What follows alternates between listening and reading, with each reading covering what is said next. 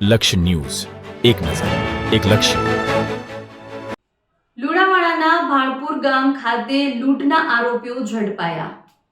લુણાવાડાના ભાણપુર ગામ ખાતે લૂંટના આરોપી ઝડપાયા.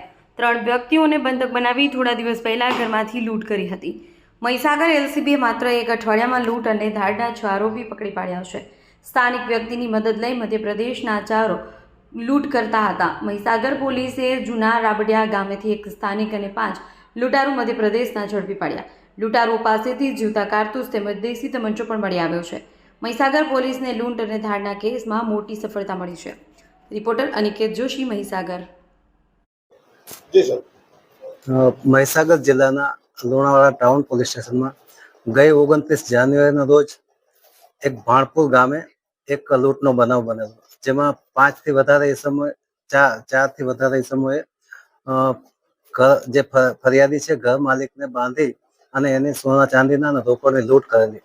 આવા ગંભીર પ્રકારનો બનાવ બન્યો એના અનુસંધાને આઈજીપી સાહેબના માર્ગદર્શન હેઠળ, એસપી સાહેબની સીધી દેખરેખ હેઠળ એલસીબી અને તમામ પોલીસ સ્ટેશનના વિસ્તારમાં તાત્કાલિક નાકાબંધી કરી અને પરિણામલક્ષી કામગીરી કરવા માટે તાકીદ કરવામાં આવેલી.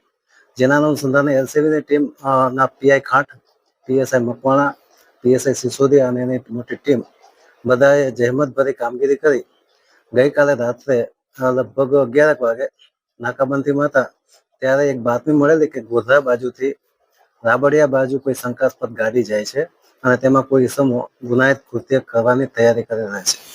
જેના અનુસંધાને નાકાબંધી કરી અને કોઠંબા વિસ્તારમાં જૂના રાબડિયા ગામની આજુબાજુ નાકાબંધી કરી એક શંકાસ્પદ જે ગાડી હતી અર્ટિગા એ આવતા એને રોકી અને એમાં ચેક કરતા તેમાં 5-6 ઇસમો હતા.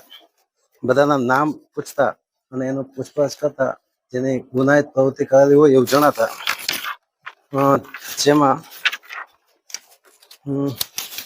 6 જેટલા ઇસમો હતા અને શંકાસ્પદ એક્ટિવિટીમાં સંડોવાયેલા હોય એવી સ્પષ્ટ માહિતી મળતા તેને ગાડી ચેક કરતા તેમાંથી એક દેશી તમંચો, 4-5 મોબાઈલ, પછી તાળું તોડવાનું હથિયારો, જાળી કાપવાના કટર્સ અને ડિસમિસ અને માસ્ક ને બધા જ શંકાસ્પદ અને ગુનામાં આચરવામાં ઉપયોગમાં લેવાતા સાધનો મળી આવતા તેમને કોર્ડન કરી અટક કરી અને બધાની વિધિવત અટક કરીને કોઠંબા પોલીસમાં કાયદેસર ગુનો રજીસ્ટર કરી જેની તપાસ પીઆઈ બલાત કોઠંબા પીઆઈ ચલાવી રહ્યા છે. સર, આરોપીઓ ક્યાંના છે અને એમના નામ શું છે સર? એમાં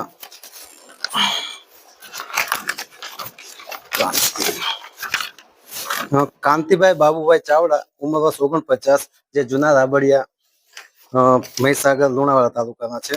પછી ગોવિંદ મલખાન પરિહાર, એ એમપી સેવડા દતિયાના છે. પછી આબુદ્દીન ઉર્ફે મામા શોકીન, જે ભીંડ દેહાત મધ્યપ્રદેશના. જબરુદ્દીન જોરખાન, મોલા ભીંડ મધ્યપ્રદેશ. સલામુદ્દીન શેરખાન કુરેશી, ભીંડ એમપી. શમશાદ ખાન સરદાર ખાન આજનોલ, એ ભીંડ એમપીના છે. સાહેબ, આ લોકોની એમો શું હતી? એમો કઈ રીતે ચોરી કરતા?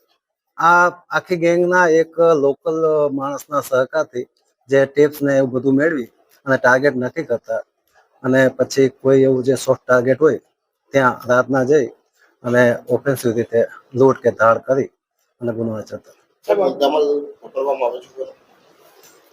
મુદ્દામાલ એની કબૂલાત તો તે પ્રાથમિક કરી છે, પણ એની હજી ઓળખ પરેડ અને બાકીની વેરિફિકેશન બાકી છે.